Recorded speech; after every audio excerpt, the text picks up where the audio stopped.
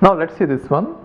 So min degree and max degree. So min degree of a vertex is represented by small delta and max degree is represented by capital delta. So now the relationship between the min degree and max degree is like this.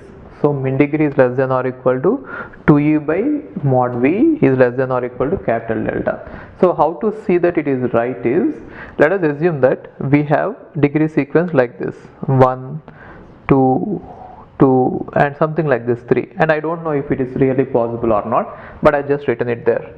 Okay, now if you observe this one, the small delta represents the least value here, and if you observe this capital delta, it represents the highest value here, right? And if you observe this value represents the average, isn't it? So why? If sum of all degrees divided by number of vertices will give us the average degree per vertex. In any collection, in any data collection, the average always lies between the minimum and the maximum, isn't it?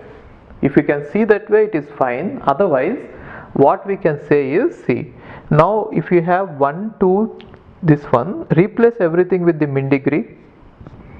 Now what I can say is, mod v is nothing but 4 into min degree is small delta is less than or equal to 2 into E, isn't it? So this value will always be greater than this value. If I replace every number with the smallest degree, then I am going to get this number, right? You can clearly see that this value is less than or equal to this value. When will they be equal? Why should I write equal? They will be equal if all these degrees are same, isn't it? 2, 2, 2, 2. If you have something like that, then here also you are going to get 2, 2, 2, 2 when I replace everything with, small delta. Now if you replace everything with capital delta, the maximum one, so 3, 3, 3, 3, clearly this sum will be greater than this, isn't it? Which means this one will be greater than or equal to how many? Into capital delta, right? Now divide everything with det v, you are going to get this equation. Or you can also see that there is a sample of numbers, and this is the least number, highest number, and this is the average. So average always lies between them. Okay. Now using this we can solve some questions as well. So in this example, if you see, the degree of this one is 1, the degree of this one is 4, the degree of this one is 2, the degree of this one is 3, and the degree of this one is 2. Now the min degree here is 1 and the max degree here is 4, right? Now what will be the average? Add them all up. So 1 plus 4 plus 2 plus 2 plus 3, right? Now if you add them all up, it is going to be, so 1 plus 3, 4, 4 plus 4, 8, 12, right? So it is going to be 12. 12 by 1, 2, 3, 4, 5. So 12 by 5 is the average. So which means 2.4, right? So the average degree is 2.4. And now 1 and 4, the 2.4 lies between these two. That is what is being said there. Got it? So the minimum value, average and maximum. Okay. Hi, if you are planning to do masters, then doing masters abroad is better than doing masters in India. I'll give you all the reasons. So, first reason is, out of 1 lakh students who take GATE every year, there are only 500 seats in old IITs. So all the IITs put together have an acceptance rate of 0.5%, and IITs, universities better than IITs, they have very good acceptance rate like 30%, 40%. But all the IITs put together have an acceptance rate of 0.5%. And if you are working hard to get into IIT Bombay's ranking is 177 and IIT Roorkee's ranking is 400. If you are happy to get into IIT Roorkee, then getting into universities better than IIT Roorkee is easier compared to getting into IIT Roorkee.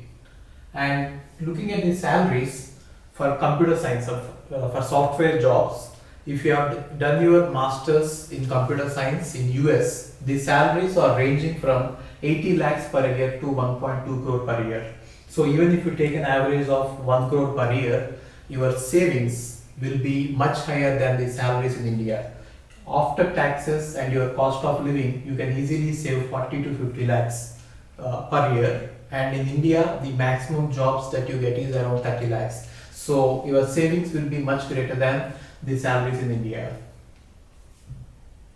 And these are all the services that we provide. University shortlisting. So depending on your profile, we will shortlist what are the universities that you have to apply. and statement of purpose building, and then LOR guidance, and GRE and English test assistance, and education loan assistance. So you don't have to have any collateral, which means without any security, now you can get education loan. Getting education loan is very simple these days, and whatever the amount of fee that you have a range of universities. You can apply for 10 lakh universities, 20 lakh universities, or 50 lakh universities. But whatever it is, you are going to get complete education loan, and you can pay off your education loan in 1 year after you get a job. And then we do visa assistance, mock visa interviews, and then connecting with the university alumni. So now you might ask why we should join Game of Visas. So the answer is we have 90% success rate, 99% success rate. And these are all the destinations that we guide the students to.